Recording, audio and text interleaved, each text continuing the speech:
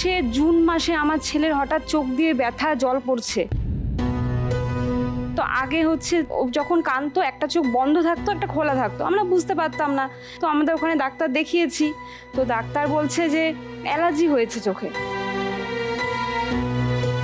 তো অ্যালার্জি যে সেগুলো হয় সেগুলো খাওয়াই না। এরকম করতে করতে একদিন ওর দিদিমণি পড়াচ্ছে, ও পড়তে পারছে না দিদি, চোখ দিয়ে জল পড়ে যাচ্ছে, ব্যথা হচ্ছে। তারপরে সঙ্গে সঙ্গে আমি ডাক্তারের কাছে নিয়ে গেলাম,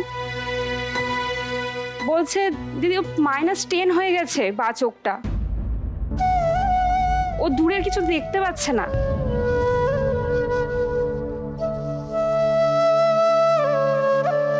এটা এখন ট্রিটমেন্ট দিদি প্যাচিং দিয়ে করতে হবে, মানে একটা চোখ ওর বন্ধ থাকে, যেটা ভালো চোখ সেটাও বন্ধ আছে।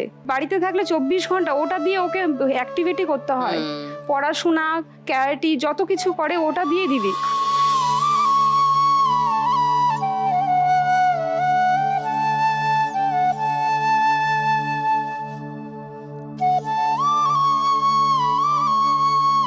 এটা কিন্তু খুব ইউজফুল ট্রিটমেন্ট।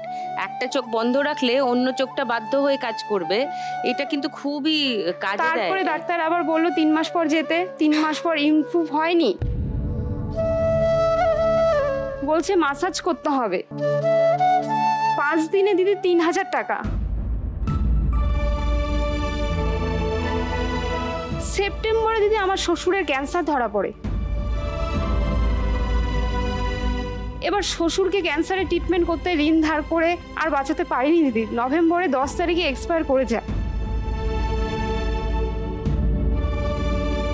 তো ছেলে ট্রিটমেন্ট আমি আর করতে পারিনি দিদি।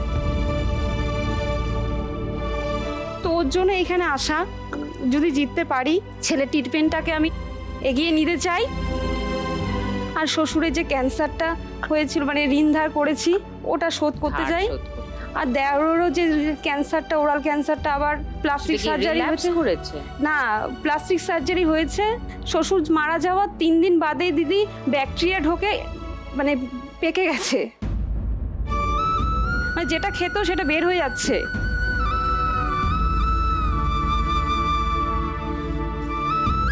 ট্রিটমেন্ট করাতে পারছি না দিদি।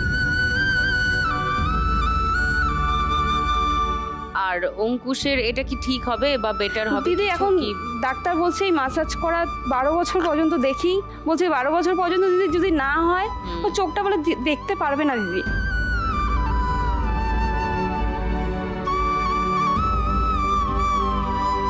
এখন কত বয়স ওর? এখন 9+। এখনো আমার হাতে 3 বছর সময় আছে।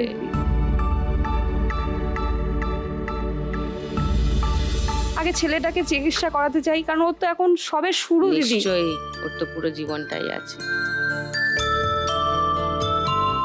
সো আজকে 1 লাখ টাকা জিতলে তুমি ওর এই ট্রিটমেন্টটা করাতে চাই, কন্টিনিউ করতে চাও, আর তোমার যে ধার হ্যাঁ ওটা শোধ করতে চাই। ওকে, নাইস। এসো পূজা, ফার্স্ট রাউন্ডটা খেলি।